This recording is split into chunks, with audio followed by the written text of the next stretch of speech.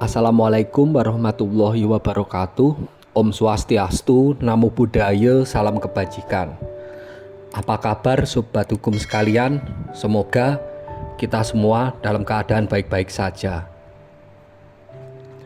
Dalam pertemuan kali ini kita akan membahas suatu pasal yang menarik, dan kebetulan minggu ini kami selaku admin Sobat Hukum Indonesia baru saja melaksanakan gelar perkara terkait pasal ini, yaitu pasal 385. Apa itu pasal 385? Pasal 385 biasa disebut dengan pasal perbuatan curang dalam hal penyerobotan tanah. Dalam KUHP buku 2 bab 15, perbuatan curang seperti penyerobotan tanah dapat diancam dengan hukuman pidana penjara maksimal 4 tahun. Pasal 385 terdiri dari 6 ayat. Ini menjelaskan bahwa tindakan kejahatan tersebut.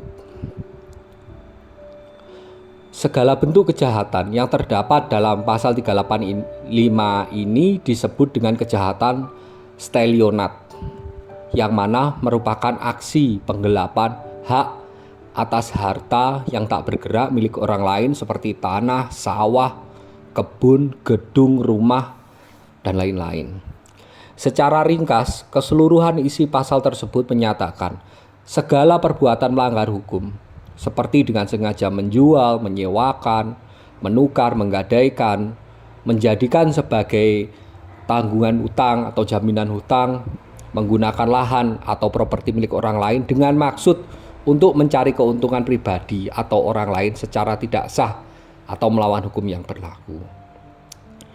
Ini merupakan satu-satunya pasal di Kitab Undang-Undang Hukum Pidana yang sering digunakan oleh pihak penyidik atau penuntut umum untuk mendakwa pelaku penyerobotan tanah, khususnya pada ayat 1 yang berbunyi, barang siapa dengan maksud menguntungkan diri sendiri atau orang lain secara melawan hukum, menjual, menukar, atau membebani dengan kredit suatu hak atas tanah di Indonesia, suatu gedung, bangunan, penanaman, atau pembenihan, padahal diketahui bahwa yang mempunyai atau turut mempunyai hak atasnya adalah orang lain.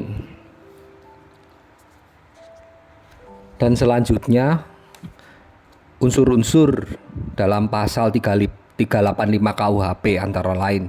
Yang pertama adalah barang siapa, yaitu orang, dengan maksud menguntungkan diri sendiri atau orang lain dengan melawan hak. Unsur kedua adalah menjual, menukar, membebani dengan kredit atau menggadaikan atau dijadikan jaminan hutang, menggunakannya untuk menanam, bertanam, menyewakan, serta menabur benih di atasnya.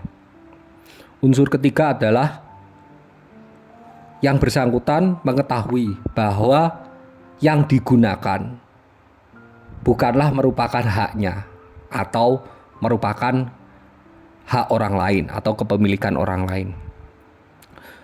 Selanjutnya adalah yang bersangkutan tidak memberitahukan kepada pihak yang berhak atau pemilik, yaitu dengan cara meminta izin dan lain sebagainya.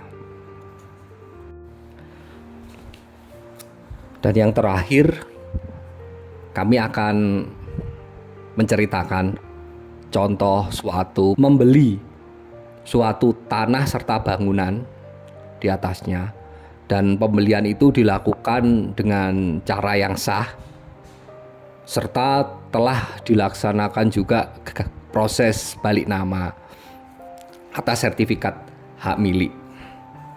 Namun pemilik atas tanah serta bangunan sebelumnya atau pemilik yang menjual tanah serta bangunannya tersebut setelah selesai dilaksanakan jual beli, balik nama dan lain sebagainya, yang bersangkutan sekeluarga tidak bersedia untuk meninggalkan rumah tersebut. Lalu dilaporkanlah pemilik yang lama tersebut atau yang menguasai rumah dan tanah tersebut kepada pihak kepolisian dengan pasal 385. Kemudian yang jadi pertanyaan, apakah unsur atau pasal 385 berlaku atas peristiwa tersebut? Yang pertama harus kita cermati yaitu bagaimana unsur-unsur dari pasal 385, terutama di dalam unsur kedua, yaitu yang pertama kan jelas, yaitu dengan maksud menguntungkan diri sendiri dengan cara melawan hak. Unsur kedua juga harus terpenuhi, menguntungkan diri sendiri itu melalui jalan apa?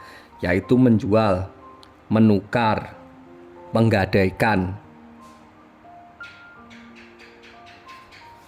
Sementara yang bersangkutan menempati rumah tersebut sudah sejak sebelum dilaksanakan jual beli, sehingga sementara unsur dari pasal 385 tersebut belum terpenuhi. Jadi unsur menjual, menggadaikan, dan memanfaatkan untuk keuntungan, menyewakan, itu tidak terpenuhi. Lalu kita pasti bertanya, kenapa? Apakah terlapor tidak bisa dijerat padahal yang bersangkutan kan salah? Memang seperti itu. Namun walau bagaimanapun kita juga harus berpegang pada pasal 1 KUHP, atau ada istilah nullum delictum nulla puna sine previa lege puneli, yaitu tidak dapat dihukum seseorang atas delik pidana sebelum ada aturan yang mengatur. Kemudian langkah apa yang bisa ditempuh oleh pelapor atau pemilik tanah dan bangunan yang baru? Karena sudah jelas yang bersangkutan kan salah itu. Jadi langkah yang bisa ditempuh adalah karena perbuatan itu adalah perbuatan, tetap kita sebut perbuatan melawan hukum, karena dia menempati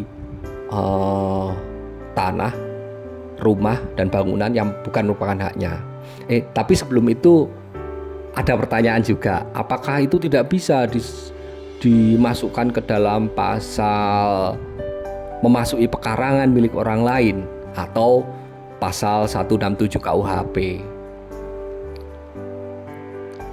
Untuk pasal 167, atas tidak berkenanya pemilik yang lama meninggalkan rumah atau tanah yang telah dia jual, itu tidak bisa terpenuhi, karena di dalam pasal 167 harus ada memasuki dengan paksa, merusak pagar dan lain sebagainya dengan cara melawan hukum. Sementara kan yang bersangkutan sudah berada di situ sebelum dilakukan jual beli atau sejak tanah dan bangunan tersebut masih menjadi haknya. Jadi apa upaya yang bisa ditempuh oleh pemilik yang baru? Yaitu adalah eksekusi. Dengan jalan apa? Yaitu dengan gugatan perdata, dengan jeratan pasal 1365 KUH Perdata, yaitu tentang perbuatan melawan hukum. Demikianlah pembahasan kita kali ini terkait dengan pasal 385 KUHP atau tentang penyerobotan tanah. Semoga bermanfaat bagi sobat hukum sekalian. Dan selanjutnya jika ada pertanyaan, komentar, dan lain sebagainya, silahkan mengisi di kolom komen. Kita akan berdiskusi di sana. Sekian dan terima kasih. Wassalamualaikum warahmatullahi wabarakatuh. Om Swastiastu, Santi Santi Om.